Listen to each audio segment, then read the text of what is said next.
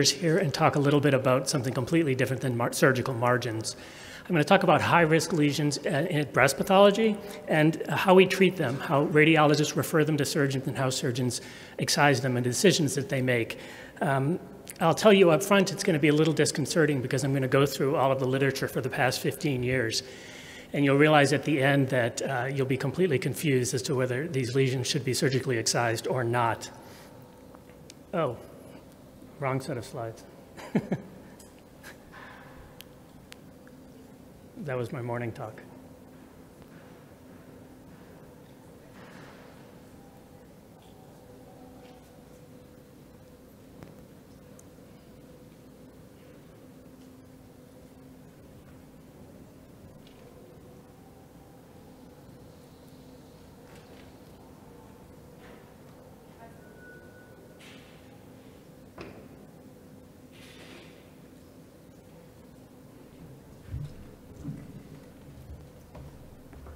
Invasive cancer on either breast.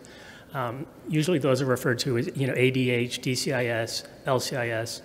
Those are traditionally the high-risk lesions, but in the literature we talk about high-risk lesions, particularly in the radiology literature, as a lesion that doesn't necessarily impart an increased risk of the patient developing cancer.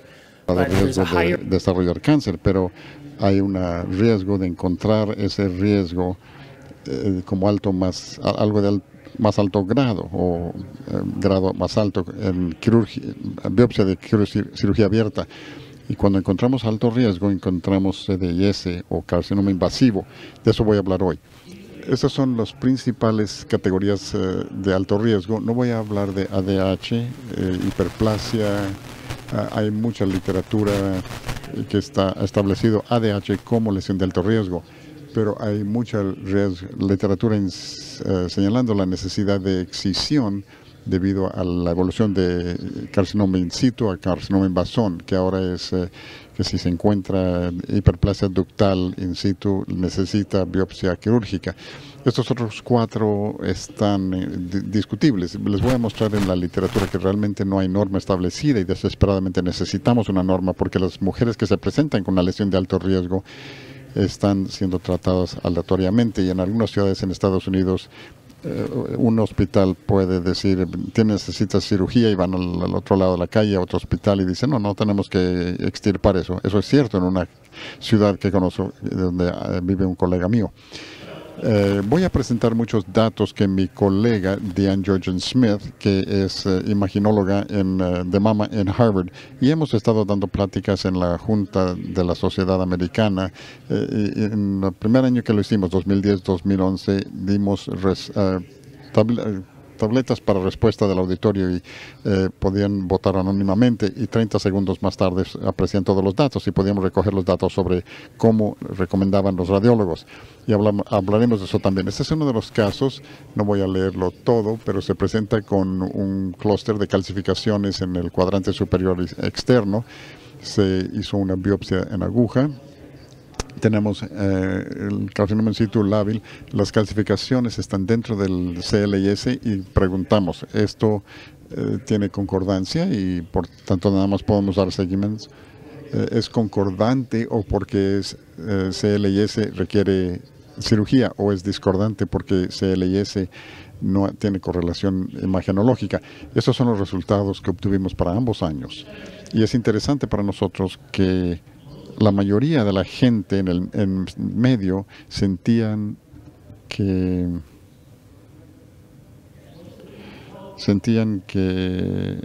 era un hallazgo concordante, pero solo porque era LCIS en la biopsia, el paciente requiere cirugía. También es interesante que un buen número de personas creían que esto era discordante y sabemos de hecho que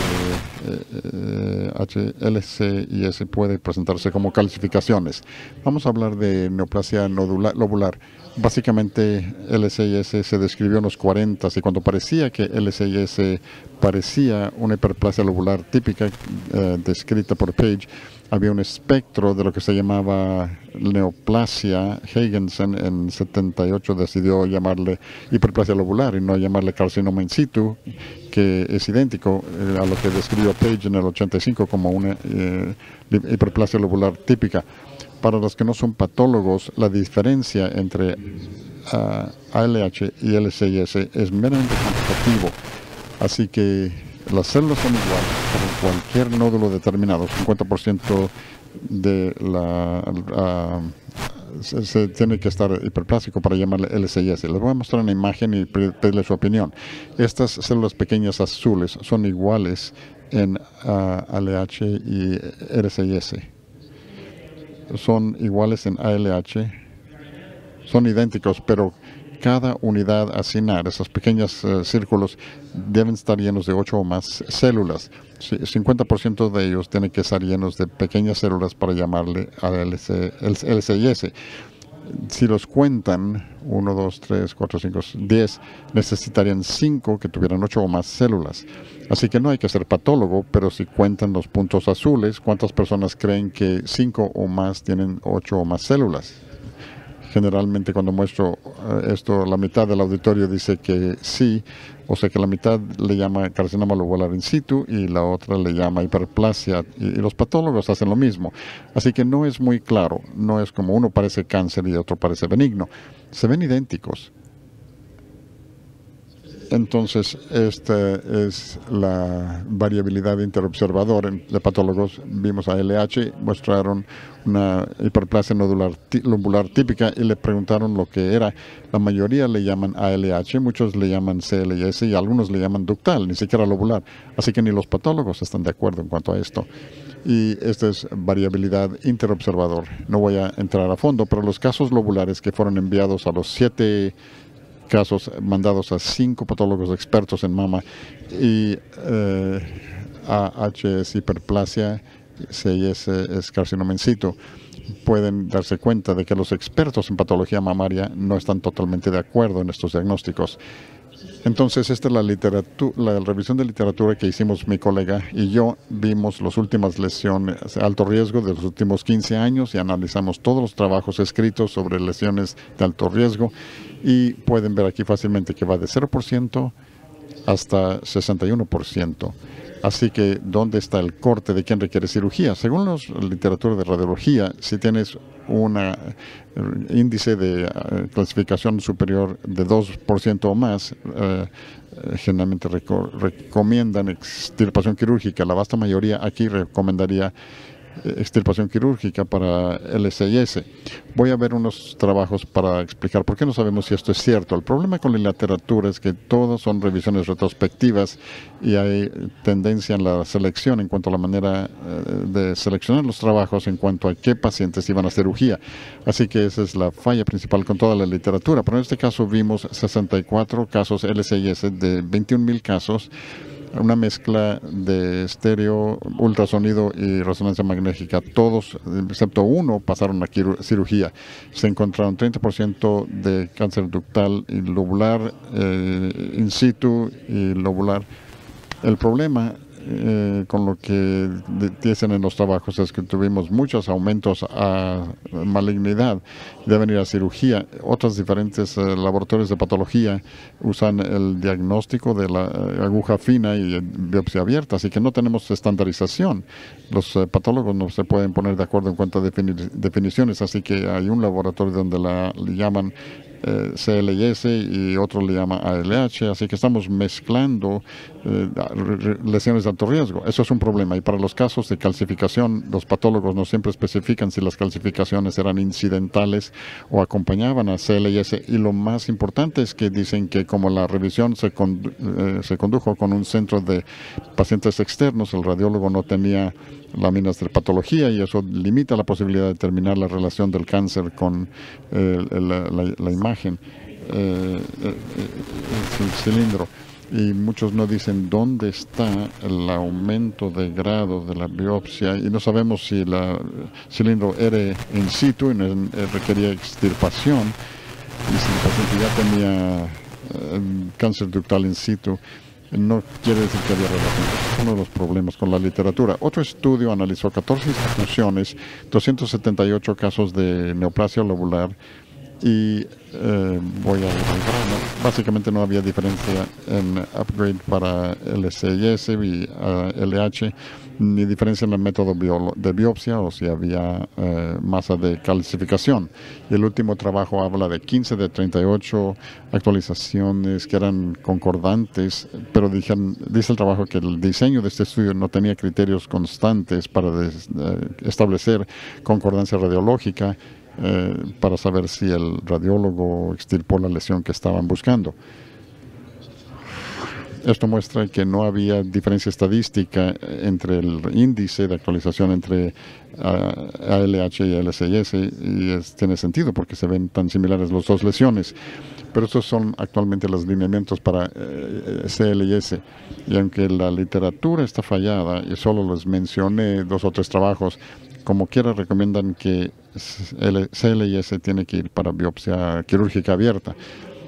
Una mujer de 42 años con masa retroareolar, se obtuvieron cilindros, sacaron partes de un papiloma benigno sin atipias, un papiloma benigno totalmente. Es concordante con ruta de radioterapia, pero era concordante, pero como es papiloma, debe ser extirpado quirúrgicamente debido al riesgo de encontrar cáncer. Esto fue lo que encontramos entre ambos años. Era casi 50-50, pero más personas que sentían que aunque era concordante, RADPath, los papilomas tienen que ser extirpados porque la literatura dice que hay mayor riesgo de encontrar cáncer. Les voy a mostrar la literatura que no dice eso, y por esto, por los 15 años de datos sobre papilomas ductales desde 1999, y pueden ver que si empiezan del lado izquierdo, si quieren ir hasta el punto de corte de 2%, casi la mitad de ellos estarían 2% o menos, que no requieren extirpación quirúrgica, así que hasta la literatura está dividida en 50-50 en cuanto a eso. Pero cuando entramos a la literatura misma, donde hablan de los grados superiores y dicen que se tienen que extirpar, tenían 35 casos, 25 fueron a cirugía, 10 fueron seguidos por 2 años o más, que es la norma en la literatura radiográfica, si están estables, o sea, se sienten cómodos, que fue un hallazgo benigno. 14% fue reclasificados como carcinoma ductal. 14% hay que extirparlo, no son 14% de cánceres. El problema es que al revisarlo, 3 casos tenían crecimiento de masa nueva en el seguimiento, que es un indicio en radiología para cirugía. Un caso desarrolló secreción sanguinolenta mamaria. Un caso fue seleccionado y encontraron carcinoma ductal in situ a 1 centímetro del sitio de biopsia. Vimos las papilomas que se reclasificaron. La mayoría se hubieran operado de todas maneras porque tenían hallazgos clínicos que motivaron cirugía, y los otros tenían carcinoma ductal in situ, pero estaba a 1 centímetro del papiloma y el papiloma no estaba presente, así que no estaba relacionado. Así que eliminamos las lesiones concordantes con RADPath y no tenían indicaciones para cirugía. Realmente la reclasificación era 0, no 14%. Y este es un ejemplo de otro caso cuando hablamos de papiloma y dónde están los cánceres. 15 cánceres, 90% reclasificados, carcinomas in situ. La mayoría de las lesiones malignas se encontraron adyacentes al papiloma. Si no se extirpan, son inmediatamente adyacentes. Este es el papiloma y hay algo de carcinoma ductal in situ. Y esto fue algo que se les escapó. El papiloma estaba relacionado con el cáncer. La implicación es que el papiloma alberga cáncer in situ ductal. El papiloma ductal básico sigue siendo benigno, pero sucede que había cáncer cercano. La pregunta es si hay una relación entre ellos. En este caso, este estudio reporta 7 papilomas benignos sometidos a excisión quirúrgica. Tuvieron actualización a una lesión más agresiva, pero incluyeron otras atipias en las actualizaciones, que está prohibido, porque estamos viendo lesiones que van a conducir a un tratamiento quirúrgico, carcinoma ductal invasivo, donde se necesita mayor margen, y con in situ no se requiere ese margen. Así que ver papiloma y encontrar ALH no consideramos una actualización del diagnóstico. La mayor parte de la literatura no incluye atipias en los índices de actualización. Así que poco más de la mitad de las actualizaciones se deben a hallazgo de atipia en el tejido que rodea la lesión papilar, y el tejido circundante se considera tejido dentro de un margen de 3 centímetros de la lesión índice. Eso es una área muy grande, así que encontrar un cáncer a 3 centímetros de papiloma que permanece benigno después de extirpación quirúrgica, para mí no indica que el papiloma de alguna manera esté relacionado con la lesión a 3 centímetros, y yo no consideraría eso que significa que el papiloma benigno tiene que actualizarse porque se pudiera encontrar DCIS a 3 centímetros. Tercer caso, mujer de 45 años, distorsión arquitectónica en el cuadrante superior derecho, se diagnosticó como una cicatriz, hicieron estudio de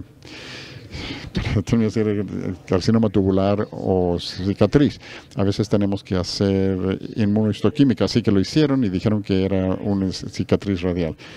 El diagnóstico era benigno, no había cáncer, definitivamente no era cáncer, esa era la pregunta en el reporte, y luego preguntamos al público si era RADPATH concordante o discordante, y entre los 2 años pueden ver que el 1% pensaba que era discordante. No sabemos por qué, pero al menos en 2011 esa persona no se presentó porque regresamos a 0. Pero la vasta mayoría consideraba que este era un hallazgo concordante, y lo es, pero como es una cicatriz radial, así como es papiloma, tenemos que volverlo a extirpar. Luego, al aumentar el número de cilindros y hacemos un cilindro más grande, tenían un poco más de seguridad para decir que era concordante. Aumentó al 23%, 45%, mientras era antes 10 y 33%. Así que entre más cilindros y más grande el calibre del cilindro, más cómodos se sentían. Pero seguíamos teniendo buen número de personas que hay que extirpar las cicatrices radiales. No tenemos mucha literatura sobre cicatriz radial en los últimos 15 años, pero estas son las actualizaciones y un poco sobre la literatura. Aquí en este estudio tenían 4% de actualizaciones, de 5 a 125, pero en el cilindro de 14 tenían cánceres, pero en el calibre 11, cuando sacaban más tejido, no había actualizaciones. Este estudio analizaba 121 cicatrices radiales por actualización, y en revisión patológica 5 no tenían malignidad, así que quedaban 6. Estos se llamaban cicatrices radiales, que se consideraba clínicamente y por imagenología, pero no encontraron biopsia en cilindro, y esos no debían haberse incluido en el estudio. Así que realmente tenemos 6 pacientes de 11 aquí. Ya sabemos que ADH hay que extirparlo, así que eliminamos esos 3 y solo quedan 3 de 281 pacientes actualizados a cáncer, que es 1%. Así que estamos por abajo del 2% de calificación con el que se sienten cómodos los radiólogos en el seguimiento de imagenología. Así que el estudio nos desconcierta de nuevo, porque la literatura es 4%, pero en realidad es 1%, y hasta 3 cánceres presentes. Uno de ellos dicen que era menos de 10 milímetros en las biopsias, pero a 1 centímetro del centro de la biopsia central. Este es otro estudio. Estoy mostrando la cicatriz radial microscópica en biopsias de aguja por calcificación o alguna otra cosa, y encontramos una cicatriz radial microscópica de 1 milímetro. Cuando se analizan cicatrices radiales hechos por otra razón, hay 0 de malignidad. Así que cicatrices radiales incidentales que encontramos en los cilindros nunca actualizan en la literatura limitada que tenemos. El último es una mujer de 48 años por calcificaciones, regresan con atipias, RADPATH concordante, pueden seguir a la paciente, pero requiere cirugía porque es FEA. Y estos son los datos. Casi 3/4 partes o más sentían que como hay atipia de epitelio plano en el cilindro, requiere extirpación quirúrgica. Esta es la literatura sobre atipia epitelial plana, pero la mayoría son por encima del 2%, y la mayoría se someten a extirpación quirúrgica. Pero los índices de actualizaciones en estas lesiones son cuestionables, como todas las lesiones que acabamos de comentar. Este estudio tenía 9 actualizaciones, 5 invasores, y el análisis histológico busca la cicatriz post-biopsia y lesiones residuales, pero no hay ninguna mención de la distancia al sitio de biopsia, así que normalmente no sabemos. Y luego dicen que la interpretación puede ser muy buena para 82% de las muestras con presencia de cicatriz. O sea que 18% no incluían la cicatriz de biopsia. Probablemente no sacaron la lesión residual y no podemos encontrar la cicatriz. Entonces, ¿cómo podemos decir que si encontramos algo en esa muestra quirúrgica está relacionada con la lesión en el cilindro, si la lesión en el cilindro no está cerca de la muestra? Pero cuando se traduce a la literatura y se registra, son 9%, y en realidad no es cierto. Este es un estudio de 52 pacientes que tuvieron actualizaciones de 6%. Uno era de CDIS. Formalmente no se correlaciona con los sitios en los que las microcalcificaciones habían sido tomadas. El segundo caso tenía un hallazgo habitual de cicatriz de biopsia central, no se veía. El último dice que el examen de biopsia de la mastectomía parcial se identifica como CDIS grado 2.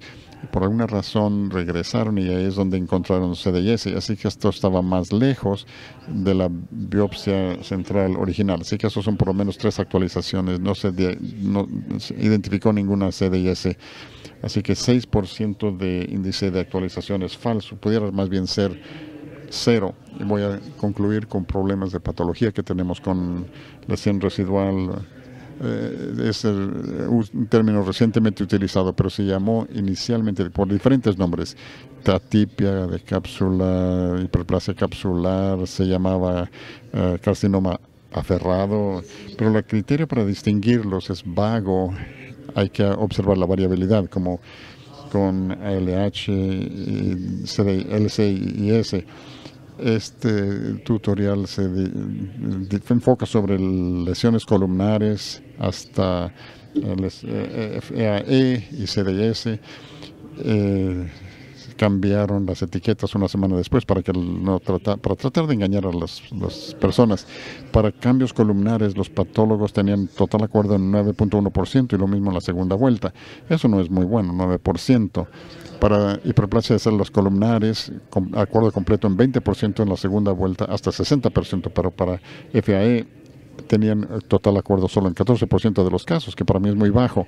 Cuando recibieron las mismísimas láminas, a una semana después, cayó el acuerdo a 7%. Así que de nuevo la interpretación de los patólogos sobre lesiones muy vagas como FAE y ALH es igual que la atipia plana. Con los problemas que tenemos, concluimos, empecé al principio diciendo que es desconcertante leer toda la literatura, porque uno termina por sentir que ahora no sé si debo de extirparlos o no, pero a eso voy, porque creo que necesitamos normas mucho más robustas antes de empezar a decir que cuál es la norma de cuidado para estas lesiones. Y las mujeres están siendo tratadas aleatoriamente dependiendo del hospital al que vayan, y hasta el diagnóstico que se hace, sea LH contra LCIS o atipia epitelial plana contra el cambio columnar. Los patólogos pueden ponerse de acuerdo. ¿Cómo podemos decir tienes esta lesión y se nos sentimos confiados de que hay suficiente riesgo de progresión para someter a cirugía? Necesitamos seguimiento significativo, correlación radiográfica, asegurando que se ha extirpado la lesión blanco, y casi todos, si no es que todos estos, fueron estudios pequeños y no tenían ningún significado estadístico.